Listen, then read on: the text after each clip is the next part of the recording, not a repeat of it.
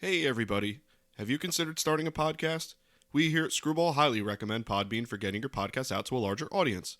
Podbean has given us the ability to easily bring you Screwball each and every week on all of your favorite podcast services. Use the link podbean.com/screwball to sign up and save up to 35% annually. You can also use the link podbean.com/pro/screwball to sign up for a business subscription. Happy podcasting. Hey everybody, welcome back to Screwball, a baseball podcast, your home for everything baseball. I'm your host, Mike Lepre, here with my co-host, Frank White. Hey, how's it going?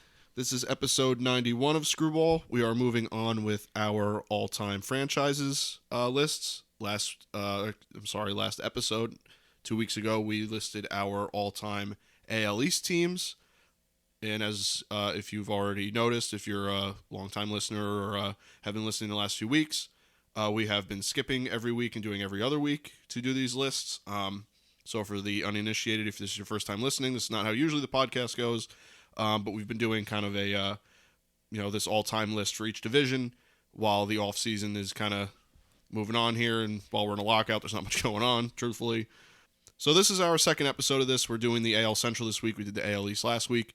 So we are going to kick off with White Sox and then move into the Indians, move into the Tigers, move into the Royals, and then finally the Twins.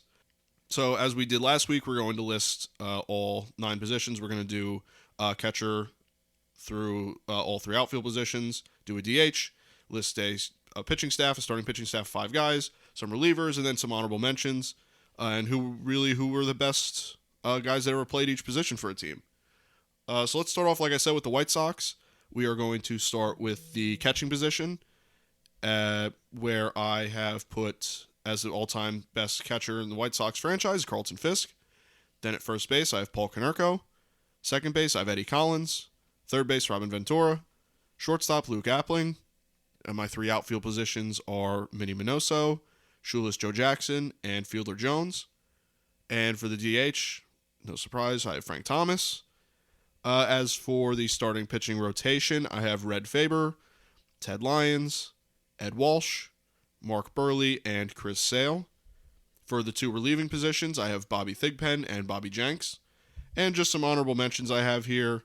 I have A.J. Przinsky, Nellie Fox, Luis Aparicio, Harold Baines, Hoyt Wilhelm, and of course, Ray Schalk. Oh, yeah. Gotta have him in there. Sure. So that's my all-time White Sox list. Some big names there. I think definitely a long-time franchise here. So I mean, no one really too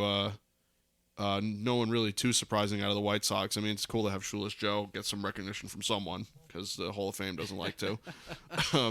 So yeah, that's my White Sox list. I don't know who you got there, who you got different, and some other guys. A lot of these guys are similar, but obviously these franchises are a little deeper throughout the division than last episode. Last episode, obviously, with the Rays, a little shallow with the player pool, and even kind of Toronto a little bit. These franchises are a little deeper in the baseball history. But start off with catcher. I got Sturm Loller. First base, Paul Konerko. Come on. Sure. Really should be Hall of Fame bound, Paul Konerko, but off the ballot, first ballot a couple years back is pretty impressive. Yeah. Second base, Eddie Collins. Third base, Robin Ventura. Kind of surprised, you look at his stats, he looked pretty good, but then you think about Robin Ventura, you're like, I don't know. That's how I felt. I was like, there's got to be someone then I else. look at the stats, and I'm like, oh yeah, pretty good. Yeah. More than just getting punched in the head by Nolan Ryan, right? That's all I thought. Or his college hit streak. Oh yeah, right. Or his Mets days. Right? He played with the Mets 1 year and the Yankees 1 year, and that was always kind of a mess. Right. Shortstop, Luke Appling. Can't go wrong there. Outfield, Shoeless Joe. Minnie Minoso, who might still be playing, I feel like. He played 50 years. Yeah. Harold Baines, just got in the Hall of Fame recently, a couple years ago. Yep. In DH, Frank Thomas, big hurt. Yep. Starting pitcher-wise, Ed Walsh, like you mentioned. He was unbelievable. Red Faber, Ted Lyons, Mark Burley. He was, really great. For not really having the overpowering stuff, and just he was a really great pitcher for them. The last one, Wilbur Wood. And then in the bullpen wise, I got Bobby Thigpen and Hoyt Wilhelm. Hoyt Wilhelm pitched forever. I think he pitched till he was 49 years old. I don't think he was rookie year. I think he was 28 or 29, and then he pitched till he was 49. I think. Jesus. Yeah, so he had a hell of a career, really. Some honorable mentions. Here's a guy that I end up really kind of liking a little bit, but I hated him as a little kid playing in like MLB baseball games. When he had the crazy hair, and then he went bald. And that's Maglio Ordonez. Yeah. He had a really pretty good career. Mm. Nellie Fox, George Davis. Go look him up. Everybody, we went over this year, months ago. George Davis, his stats ridiculous. Luis Aparicio, pitching wise, Jack McDowell. Yep. And relief pitcher Bobby Jenks. I think he's like one of the top 2 or 3 in saves for the White Sox, if not number 1. Yeah, he's so up there. To mention, even though he had a kind of shortened career, but just kind of, kind of remember he was there for the World Series as well. So yeah, you don't really think Bobby Jenks. It's like, oh, okay, it doesn't immediately pop in your head. So yeah, so those are some of my guys for a White Sox franchise that's been around forever. Had some real big players, but again, some gaps in their franchise history. If you go look early on, of course, Black Sox scandal and stuff like that. They've had some real good players there. Then they had a really long period of time where they were kind of not really that great until kind of maybe the 70s, and they started getting, remember the Disco Night and the Shorts and stuff. But they had good players then. But they went a long period, kind of really not much. Right. So, but obviously, a staple in baseball's history, really. Yeah, 100%. I mean, there's a lot of these players. I mean, they're all time greats. Oh yeah, well, just between Shoeless Joe Jackson for his really could have been a longer career, but you got him, Frank Thomas, Minnie Minoso, Luke Appling, Paul Konerko. I mean, Ed Walsh. Yeah, I mean, you got some names there. Yeah. So definitely nothing to sneeze at, and even guys like Eddie Collins that time forgets were great players. So at a light position at the time, an offensive light position. Right. So they the White Sox been around a while, had definitely some ups and downs, but got a good franchise team here, really, overall. So moving on from them, we have the Cleveland Indians, another team that just really... The Cleveland Indians / Guardians. Right. Thank you Excuse very me. much. Yeah, French. That was when I was looking up research for this, when I was looking up each position, like who were their top members in each position, every list said the Guardians. They've already, retconned the Indians, even on the internet stuff. So I was like, well, sure, you got rid of the players' profile pictures too, so you might as well switch, the team name. So. Yeah. And it wasn't even like Indians / Guardians, like it was they were previously the whatever. But so for them, starting again with the catching position, their all-time team, I have catching Carlos Santana, first base Hal Trotsky, second base Nap Lajoie, third base Miguel Cabrera. No, I'm just kidding. Third base Al Rosen, shortstop Omar Vizquel. My outfield consists of Albert Bell, Tris Speaker, Kenny Lofton, and at DH I have Jim Thome. Then as far as my starting pitchers, I have Bob Feller, Bob Lemon, Early Wynn, Epa Rixey, and Cory Kluber. As far as my 2 relievers, I have Cody Allen and Doug Jones. And my honorable mentions consist of Travis Hafner, Steve O'Neill, Larry Doby, Buddy Bell, Jose Ramirez, Francisco Lindor, and Andrew Miller are my honorable mentions. So the honorable mentions are more like more recent guys, I'd say, with being Jose Ramirez, Lindor, and Andrew Miller. A little bit more shorter tenures. Jose Ramirez looks like he might be there a long time, but a little shorter tenures, it looks like, but impactful. 3-4 year career. So like Andrew Miller was there for 3 years, but I mean, you go look at his 3 years there, and they're impactful. Look, they got to the World Series with him, so obviously it makes sense. I do try looking at more of a longer tenure, but again, if you're going to go with names, shorter tenure, you look at their stats. Those guys make sense for the Indians for sure. Right. Yeah. So that's quite a team, and even with more recent guys, you could put in honorable mentions. It's like they're, even though the World Series drought, they're people they put on the field, the players they put on the field, over the years have been just awesome. So I think they were another one. I think if you go look back, they had a span there where they were kind of empty. You go look maybe 50s and 60s. You don't really remember. You can't think much about the Indians, But then you go look, and then like 80s came around, and they started getting some of these guys, and then they really kind of been pretty good, right? Right. So yeah, absolutely. Some guys I got here, a lot of them are the same. Obviously, Carlos Santana, a catcher, first base Jim Thome, second base Nap Lajoie, third base Al Rosen, shortstop Blue Drow. I don't always get his name wrong, that's great. Outfield Albert Bell, can't go wrong there. Go look at his 10 years, first 10-year span. I mean, unbelievable number. It wasn't for the hip injury. Yeah. And just being dominantly hated by everyone. Oh, yeah, sure. He'd have a great career. Trespeaker, Manny Ramirez, his years there were phenomenal. Pre-steroids, I believe, there. It's a little safer to say at least. DH Larry Doby, starting pitcher Bob Feller. I mean, didn't go to the war. The stats he would have put up. Right. Next one, Stan Kovaleski, Bob Lemon, Early Win. Great name, too, Early Win. Next one, Addy Josh, Josh, however you want to pronounce it. He pitched forever ago. Great pitcher. Relief pitcher Doug Jones. Another one, Jose Messa. I know he memorable for the '97 World Series. Edgar Renteria line drive over the middle. Let's be honest, his couple years with the Indians were phenomenal. Without him, you're probably not getting to the World Series. They really weren't a pitching team in the '90s. They just smashed the ball. You had a guy that was pretty locked down at the back. Give him a lead the last three to 6 outs, and you're winning the game. Right. So, some honorable mentions here: Rocky Colavito, Kenny Lofton, Travis Hafner, Victor Martinez. Great career, especially because almost half it, if not half it, was at the catcher position. So great career switch hitter. Cory Kluber and Eric Plunk. Those are some honorable mention, bench, however you want to consider them. But there are some guys throw out there. So we had a lot of the same players. Yeah, I feel like this is a team that kind of has like, not that it's fully loaded with with all-time guys, but I feel like there's standout guys. 2 or 3 different guys in the whole list usually, and that's about it. Right. Yeah. You'll see with some of these, especially the next team. There's kind of standout guys that kind of are, staples of a franchise team. So there's some names that just aren't going to change unless someone really steps in within the next few years here. But no, I think that the Cleveland Indians kind of stack up really high in this division as far as an all-time team. So especially like old, guys like Nap Lajoie kind of stick out. Trespeaker. So shows how storied the franchise is. And like you said, kind of prior to us doing this, like just the division as a whole, kind of as opposed to the AL East, all 5 of them really have something going on.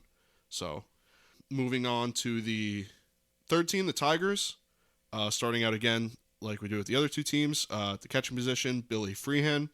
At first base, Miguel Cabrera. Second base, Charlie Gehringer. I did see someone put Miguel Cabrera at third as an all-time Tigers third baseman, which I thought was incredible. He played there, sure, but that's the thing. It's hard to kind of place him because he's kind of been around those positions and not really great defensively at those positions. So. Right? Yeah, I just couldn't. I was like, no. Yeah, I get it, but third no. base, no. I don't think third base. If you want to put him at first base, that makes more sense. Right. So third base, George Kell. Shortstop, Alan Trammell. Alan Trammell. I always forget how they pronounce his name. You hear it 1,000 ways. Yeah. Outfield, I have Hank Greenberg, Ty Cobb, and Al Kaline. Pretty good outfield there. Sure. DH, I have Harry Heilman. In the starting pitching staff, I have Hal Newhouser, Justin Verlander, Jack Morris, Tommy Bridges, and Denny McLain. As far as the relievers, I have Willie Hernandez and John Hiller. And my honorable mentions are Lou Whitaker, Kirk Gibson, Sam Crawford, Bobby Veach, and Norm Cash are my honorable mentions for the team. So, again, another kind of standout franchise for the Tigers. Sure. There's a lot of, especially in the outfield, there's some all-time names there. So yeah, the Tigers are a legendary franchise. Again, I know you can say it about every franchise, but there's some larger gaps in years is the thing. Not just like, it was 5 or 6 years, or they weren't that good, or you're talking 10, 12, 15 years where there's really gaps of real solid talent or being real competitive. Right. I think the Tigers do kind of run into some of that, but for the most part, they were kind of always pretty competitive. Some guys I got here, catcher Bill Freehan, first base Greenberg, second base Charlie Gehringer. Then you got George Kell at third, Alan Trammell short, Ty Cobb, of course, Al Kaline, Harry Heilman in the outfield is my 3 outfielders. DH, I put Miggy. In fact, that makes the most sense out of his kind of time there. Right. Starting pitchers, Hal Newhouser, Mickey Lilich, Jack Morris, Justin Verlander, and Tommy Bridges. Relief pitcher, Willie Hernandez and John Hiller.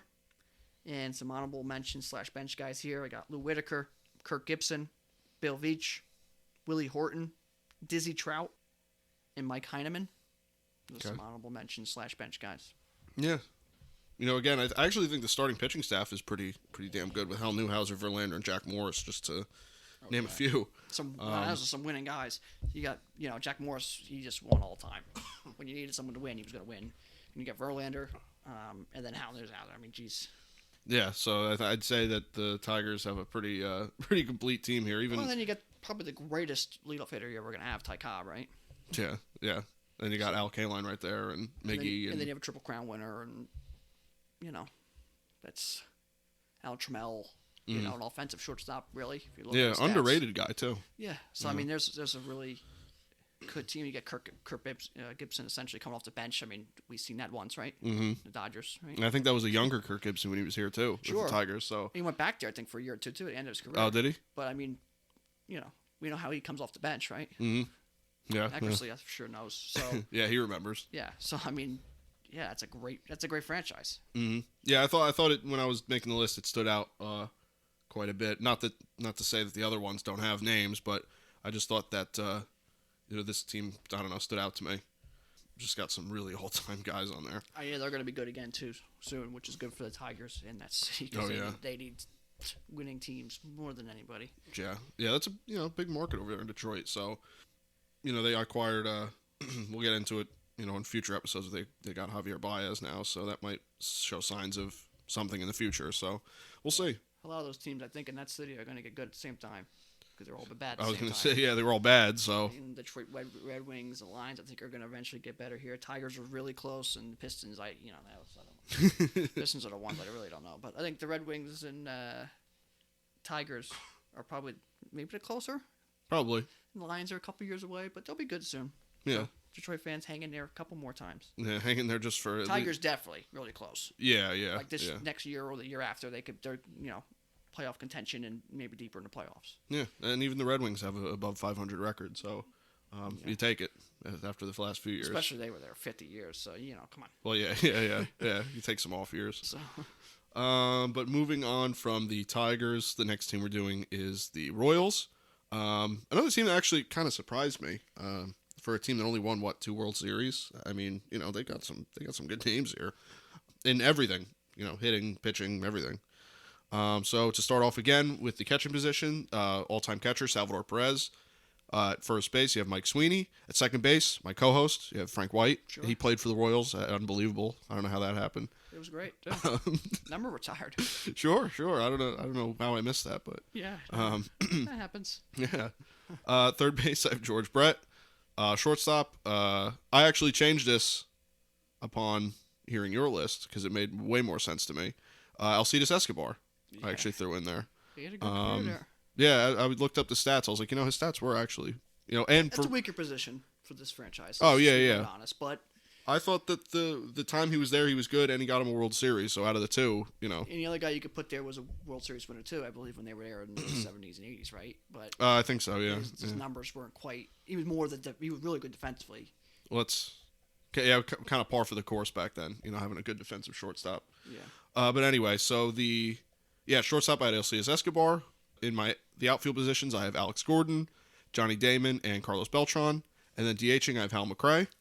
For the starting pitchers, I have Brett Saberhagen, Kevin Appier, Dennis Leonard, Mark Gubicza. I hope I'm saying his name right. Something like that.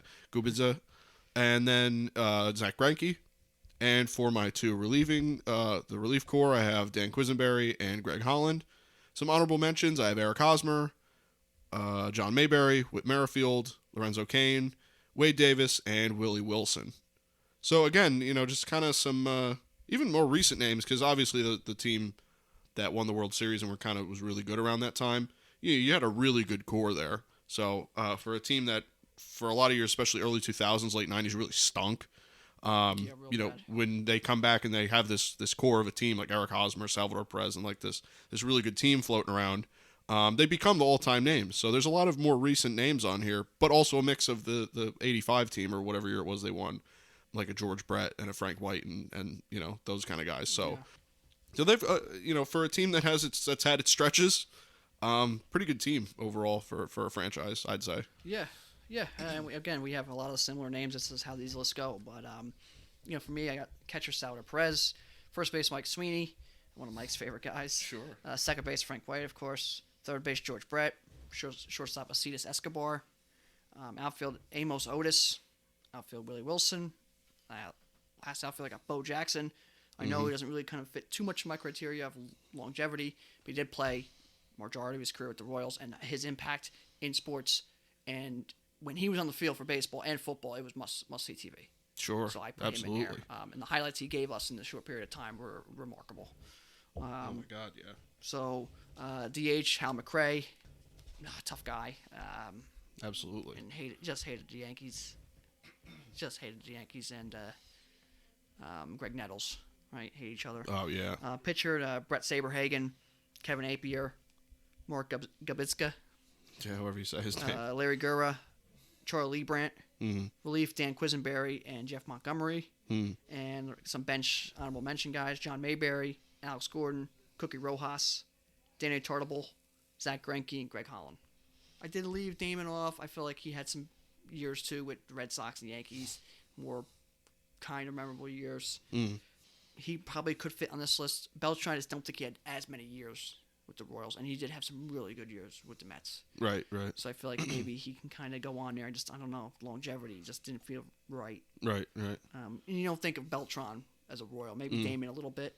Beltran, you don't really think of as a Royal. That's kind of why I left him off. Yeah, I'd say actually neither of them you really throw in. Like Damon, you'd probably throw more in the Red Sox camp, and Beltran you'd probably throw in the Met camp. Yeah, and Beltran, like Damon, I think you could maybe fit because he did have some years. He did play pretty long. Yeah, Damon's stats I thought fit pretty well to be able to slot him in. Beltran was a stretch, admittedly, but I did like. There were just great. I was gonna say he was good while he was there, so that's all. I was like, you know what the hell, right? That was he came up as a rookie there, right? That's where he got his start. Yeah, a lot of guys get there. Him, Damon, Greinke, guys like that, Salvador Perez. So. Guys get their real start with the Royals, and then when they hit their the Royals have had some bad years, so they end up moving on. But again, just a good franchise overall, even with just I guess when they're good, that kind of thing. So, but moving on to the Minnesota Twins, the fifth and final team in this division. Starting again with the catching position, we have really an all-time great Twin in general, Joe Mauer. At first base, I have Kent Hrbek. Second base, Rod Carew. Third base, Gary Gaetti. Shortstop, George McBride. In the outfield, I have Harmon Killebrew, Kirby Puckett, and Sam Rice. At the DH position, I have Tony Oliva. And then for my starting pitching core, a really good one here, you have Walter Johnson, Bert Blyleven, Johan Santana, Dutch Leonard, and Frank Viola. As for the relieving core, I have Joe Nathan and Rick Aguilera. And my honorable mentions consist of Justin Morneau, Joe Cronin, Torrey Hunter, Glenn Perkins, Goose Goslin, and Brian Dozier. So, again, the fifth and final team we're listing here, but not necessarily the last team. The pitching is just insane. I think that might be one of the better rotations you'll see in this list. And the offense is really nothing to sneeze at. You got just between Joe Mauer and Rod Carew, you got all the hits. You've got all the singles. So, and then you got Harmon Killebrew coming up and smashing the ball. So, you're looking pretty good with this team, even compared to all the other teams in the division. So, Twins have had a great long franchise. So, a lot to like there. Yeah, going back to Senators.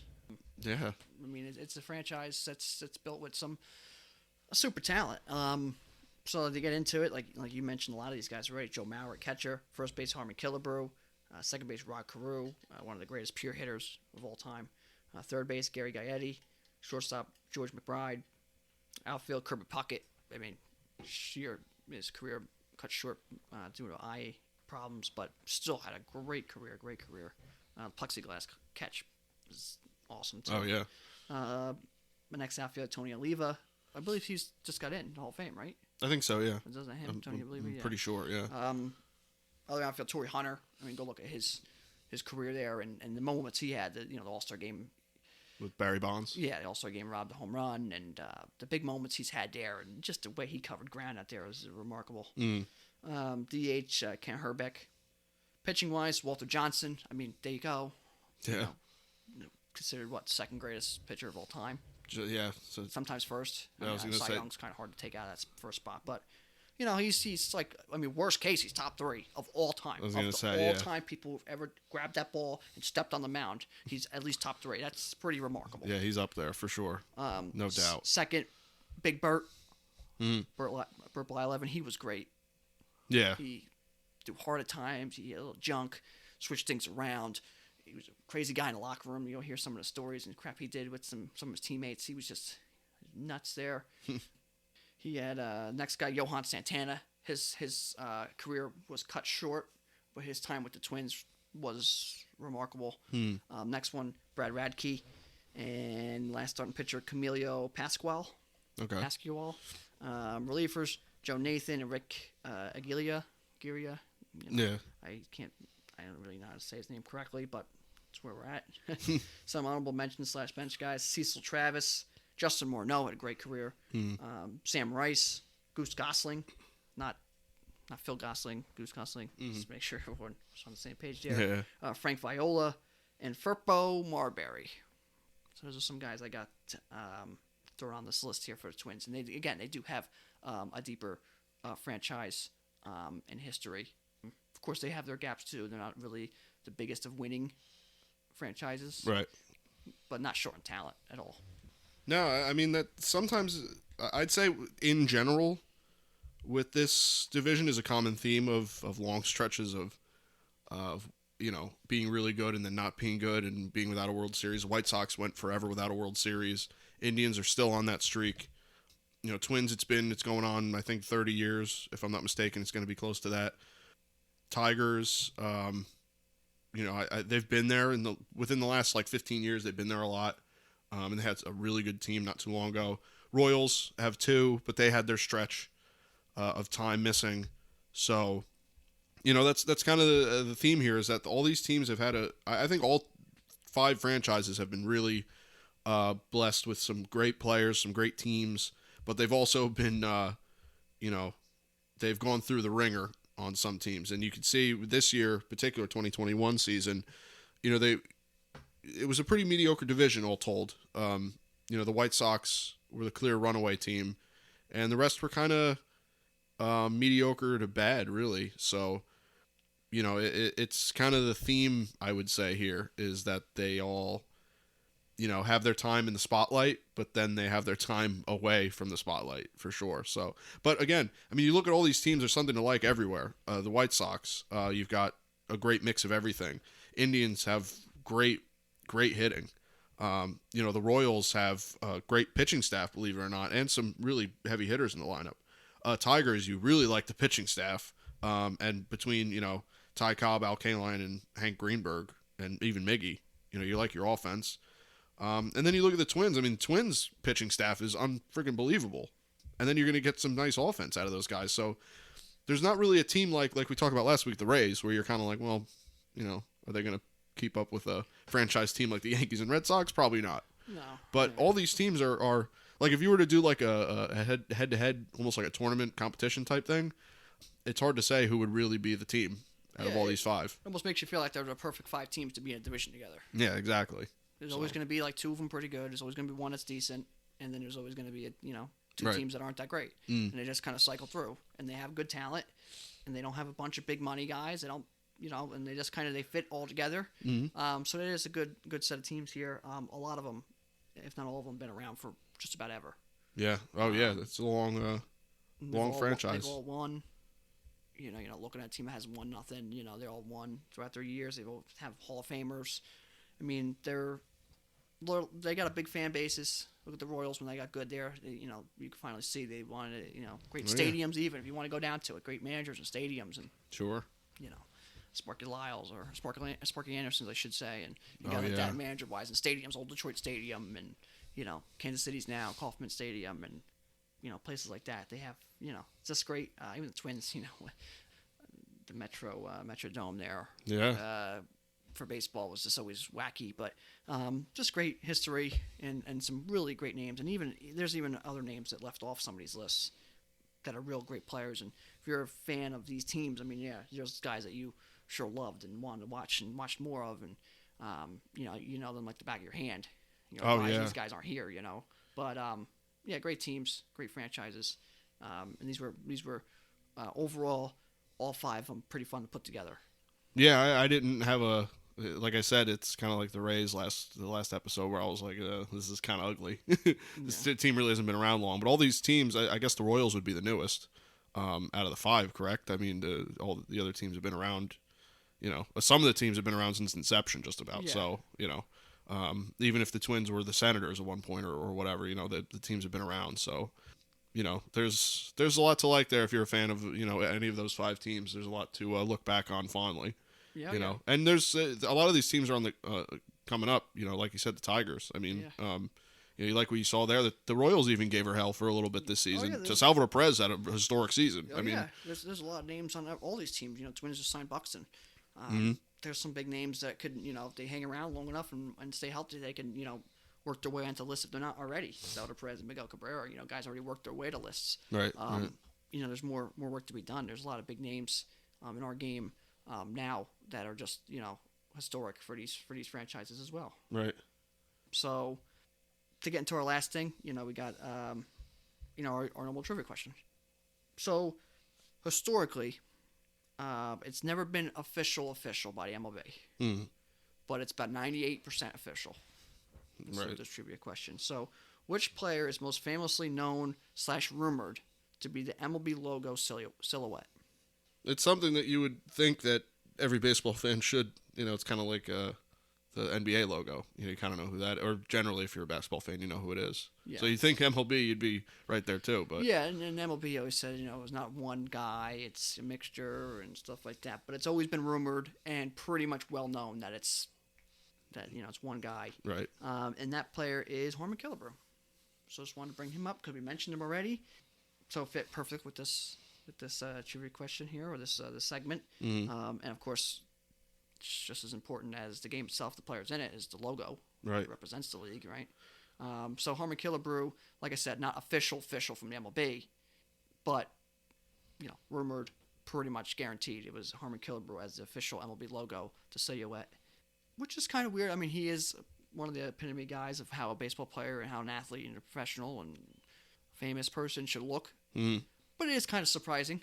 Yeah, that he's the choice. Definitely don't think if you took 50 guesses, I don't know if you'll ever get Harmon Killebrew. Right. I mean, you could look at some of the all-time great hitters. Babe Ruth and guys like that. You'd think Harmon Killebrew, what's he get the lowest batting average in the Hall of Fame? Yeah, I think he does like 250 something. You'd think, oh man, that's somewhat surprising. Right. Right. But his off the field and and his being who he is on and off the field at that time was just the epitome of being how you're supposed to be. So I think that was a big part of it. Yeah, that makes sense. Absolutely. But yeah, that's our trivia question. So it goes right along with our AL Central here, franchise teams. And yeah, I thought that one made sense the most. Yeah. little something that people don't really know too much, but you'd think it kind of seems simple, but you don't really know. So I thought that was the main reason too why I wanted to bring it up. No, it's something I've heard in the past too, and it's like I don't know why it's not part of my inherent baseball knowledge where you just kind of know it right off your head. Probably because, like you said, that it's not official. Like I alluded to earlier with basketball being Jerry West. Well, that's also come back up. Do we want to change it? Type thing. Yeah. I know Jerry West has said he wants to change it. Whatever. So it's the fact that it's not official. You're saying it's such and such person. I think that makes a difference. So people kind of like it's just guy A as the baseball player. And that's the thing. I mean, when Harmon Killebrew passed away, this whole thing got brought back up again, and it was like it's pretty much Harmon Killebrew. Right. But it was a mixture of guys, they said, and you don't even know if he's righty or lefty technically by the logo, right? Yeah. Kind of blends in that way, but. You look at the way he kind of hit and stuff, it all kind of filtered down to Harmon Killebrew, and even kind of him himself kind of, I think, felt it too, that he kind of knew it was him. So that's kind of why I don't even know if there's any second guy where you can kind of be like, oh, maybe it's him. I think it's always kind of been him. You can maybe filter a couple guys through there, but it's pretty well known who it is, pretty much. So, but yeah, I thought that was a pretty good one.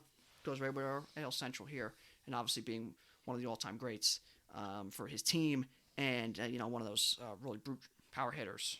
Yeah. He I guess the logo makes more sense now. what baseball is now, right? Brute strength, strike out, and just smash home runs. Yeah. So I guess it makes sense now. You don't need Rock Crew being your logo because no one hits like that anymore. So yeah, it's true. But yeah, that's pretty much all we got here. I know there's other news, Mets new managers and stuff like that. We'll get into a lot of that, once we get to our off-season recap and the lockout gets over. They did meet, though. Players Association and the league met for the first time. That's good. They didn't talk about major economic issues, but they did meet for the first time.